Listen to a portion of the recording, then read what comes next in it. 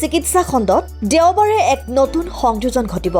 উজনি অসমৰ জনসাধাৰণক উন্নত চিকিৎসা সেৱা প্ৰদানৰ বাবে আৰম্ভ হ'ব আদিত্য ছুপাৰ স্পেচিয়েলিটি হস্পিটেল। জ্যোতিনগৰৰ সৎসংগ বিহাৰ ৰোডত আদিত্য ছুপাৰ স্পেচিয়েলিটি হস্পিটেলৰ কম খৰচতেই হস্পিটেলখনে গুণগত চিকিৎসা আগবঢ়োৱাৰ ক্ষেত্ৰত চেষ্টা অব্যাহত ৰাখিব। নতুন হস্পিটেলখনত ৰোগী সেৱা চিকিৎসাৰ গুণগত মান ৰক্ষাৰ ক্ষেত্ৰত যথোচিত ব্যৱস্থা গ্ৰহণ কৰা হ'ব। বিশেষজ্ঞ চিকিৎসকৰ নেতৃত্বত হস্পিটেলখনত ৰাজ্যিক পৰ্যায়ৰ কাৰিকৰী প্ৰশিক্ষণপ্ৰাপ্ত আৰু দক্ষতা সম্পন্ন চিকিৎসা কৰ্মীৰ দলে সেৱা আগবঢ়াব। আদিত্য ছুপাৰ স্পেচিয়েলিটি হস্পিটেলৰ অনবদ্য এই সংযোজনে উজনি অসমৰ চিকিৎসা ক্ষেত্ৰত এক নতুন মাত্ৰা প্ৰদান কৰিব।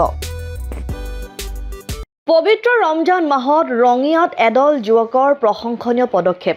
হেল্পিং হেণ্ডছ নামৰ এটি সংস্থাই ৰমজানৰ প্ৰথমটো ৰোজাৰ পৰাই ৰোজাদাৰসকলক যোগান ধৰি আহিছে ইফতাৰৰ সামগ্ৰী। দিনটো ৰোজাৰ অন্তত বহু মানুহে কৰ্মস্থলীৰ পৰাই আপোন ঘৰলৈ গৈ ইফতাৰৰ সময় নাপায়।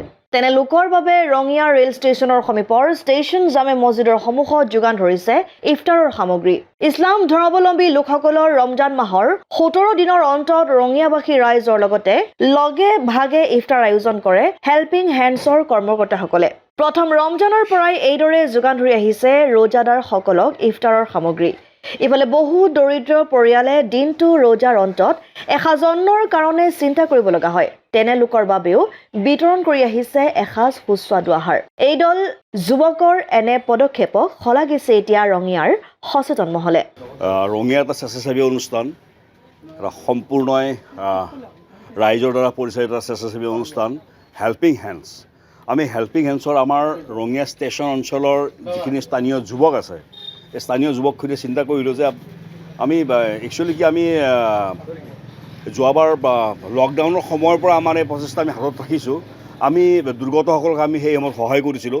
এইবাৰ আমি চিন্তা কৰিলোঁ যে যিখিনি এই পবিত্ৰ ৰমজান মাহত যিখিনি প্ৰকৃত যিখিনি ৰোজাদাৰ, যিয়ে নেকি ধৰক বিভিন্ন কাৰণত ৰঙিয়ালৈ আহে বা ইফতাৰ কৰাৰ এটা যোগ্য স্থান বিচাৰি নাপায় বা ইফতাৰৰ বাবে যিখিনি প্ৰয়োজনীয় সামগ্ৰী এইখিনি তেখেতসকলে একেলগে নাপায়, গতিকে তেখেতসকলক বিনামূলীয়াকৈ ইফতাৰ যোগান ধৰাৰ বাবে আমাৰ ৰঙিয়াৰ হেল্পিং হেণ্ডছৰ আমাৰ যিখিনি আমাৰ যুৱ সদস্য আমাৰ ভাইটি আছে, ভাইটিসকলে চিন্তা চৰ্চা কৰি আমি পবিত্ৰ ৰমজান মাহৰ প্ৰথমটো দিনৰ পৰাই আমি এই ফ্ৰী ইফতাৰৰ ব্যৱস্থাটো আমি কৰিছোঁ, যাতে কোনো ধৰণৰ মানুহে ৰঙিয়াত আহি যাতে কোনো ধৰণৰ অসুবিধা নাপায়।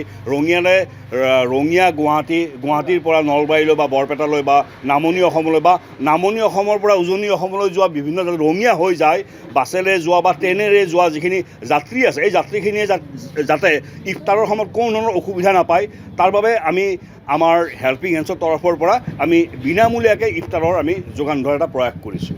আৰু আজি আমি আমাৰ আপোনালোকে জানে যে পবিত্ৰ ৰমজান মাহ আৰম্ভ হোৱাৰ প্ৰথমটো দিনৰে পৰাই আমি এই কাৰ্যসূচী অব্যাহত ৰাখিছোঁ। আজিও আমি সেই একেই কাৰ্যসূচী আমি অব্যাহত ৰাখিছোঁ। আৰু বাকী আমাৰ এই বিষয়ে আমাৰ সবিস্তাৰে আপোনালোক প্ৰকাশ কৰিব আমাৰ হেল্পিং হেণ্ডছৰ অন্যতম কৰ্মকৰ্তা তথা আমাৰ ৰঙিয়াৰ উদীয়মান যুৱক, আমাৰ প্ৰিয় আমাৰ যশস্বী কণ্ঠশিল্পী ৰাকেশ আহমেদে। ৰঙিয়াৰ পৰা আইনাল হুছেইনৰ ৰিপৰ্ট, অসম আদিত্য। ৰাজ্যৰ চিকিৎসা খণ্ডত দেওবাৰে এক নতুন সংযোজন ঘটিব। উজনি অসমৰ জনসাধাৰণক উন্নত চিকিৎসা সেৱা প্ৰদানৰ বাবে আৰম্ভ হ'ব আদিত্য ছুপাৰ স্পেচিয়েলিটি হস্পিটেল। জ্যোতিনগৰৰ সৎসংগ বিহাৰ ৰোডত আদিত্য ছুপাৰ স্পেচিয়েলিটি হস্পিটেলৰ কম খৰচতেই হস্পিটেলখনে গুণগত চিকিৎসা আগবঢ়োৱাৰ ক্ষেত্ৰত চেষ্টা অব্যাহত ৰাখিব। নতুন হস্পিটেলখনত ৰোগী সেৱা চিকিৎসাৰ গুণগত মান ৰক্ষাৰ ক্ষেত্ৰত যথোচিত ব্যৱস্থা গ্ৰহণ কৰা হ'ব। বিশেষজ্ঞ চিকিৎসকৰ নেতৃত্বত হস্পিটেলখনত ৰাজ্যিক পৰ্যায়ৰ কাৰিকৰী প্ৰশিক্ষণপ্ৰাপ্ত আৰু দক্ষতা সম্পন্ন চিকিৎসা কৰ্মীৰ দলে সেৱা আগবঢ়াব।